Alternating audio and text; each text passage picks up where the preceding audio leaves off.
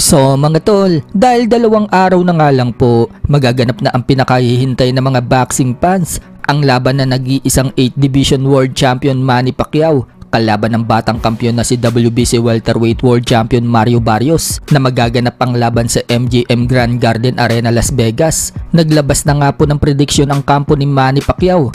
Unahin na po natin ang head trainer ni Manny Pacquiao na si Buboy Fernandez. Kumpiyansa nga pong sinabi ni Buboy Fernandez mga tol na knockout umano ang prediksyon niya. Nagbanta po siya sa team ni Barrios dahil sinabi ng coach ni Barrios na war daw ang gusto nila. Ani Buboy, ibibigay daw nila ang gusto ng team Barrios. Maghintay daw sila dahil darating na daw ang bagyo na manggagaling sa Ocean Pacific at signal number 5 daw yan. At kumpiyansa si Buboy Fernandez na mananalo sila sa pamamagitan ng knockout. One words, prepare. Signal number 5. Signal number 5? The storm from the Pacific is back. Habang nagbigay din po ng prediction ng strength and conditioning coach ni Manny Pacquiao na si Justin Fortune. Wika ni Fortune mga tol, sure daw siyang mananalo sila. Magkakaroon daw ng cuts itong si Barrios hanggang ihinto yung laban. Kapag nakatama daw si Manny Pacquiao ng weird angle, mapipilas daw ang mukha ni Barrios.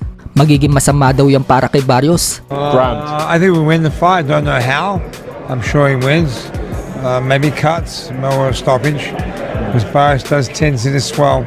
Maging nga po ang sparring partner ni Manny Pacquiao na si Saul Bustos. Nagbigay din po ng prediksyon. Para kay Bustos, mananalo daw si Manny Pacquiao sa 10 round o kaya naman daw unanimous decision. Babasagin daw ni Manny Pacquiao itong si Barrios. Nakikita daw niyang babagsak si Barrios kahit isang beses at mananalo si Manny Pacquiao. Malakas daw si Pacquiao at mabilis at sa tingin niya, mas wais daw ngayon si Pacquiao. Alam na din daw niya ngayon kung ano daw ang pakiramdam ni Turman dahil naramdaman daw niya sa sparring kung gaano kabigat ang kamao ni Pacquiao. 14 ounce nga daw na gloves ang suot-suot ni Pacquiao.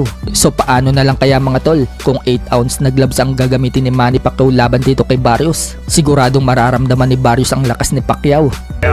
I visualize him winning by either unanimous decision or in the 10th round because he does crack. So I do see Mario going down maybe once. Samantala, nagbigay din po ng prediction si Mark Magsayo na lalaban din sa undercard ni Pacquiao.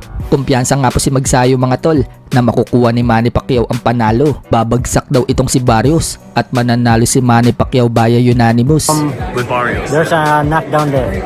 Knockdown? Knockdown. Knockout or knockdown? Knockdown. Knockdown and then go to the decision. Prediction naman mga tol ng veteranong sports analyst natin dito sa Pinas na si Al Mendoza. Nang ma-interview po ito ng News 5, sinabi niyang kailangan daw in-knockout ni Manny Pacquiao si Barrios sa 6 rounds. Kapag umabot daw kasi yan ng 12 rounds, masakit man daw sabihin, wala na, laylay na daw ang dila ni Manny Pacquiao.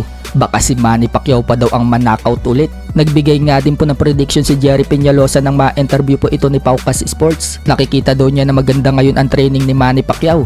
At sa laban, magpe-perform daw ito na maganda. Yung experience daw ni Manny Pacquiao at speed, yan daw ang magpapanalo sa kanya. Kaya hindi na daw siya maninibago na magkakaroon daw ulit tayo ng another champion. Mananalo daw si Pacquiao sa pamamagitan ng desisyon at sa tingin niya, paglalaruan lang daw ni Manny Pacquiao itong si Barrios.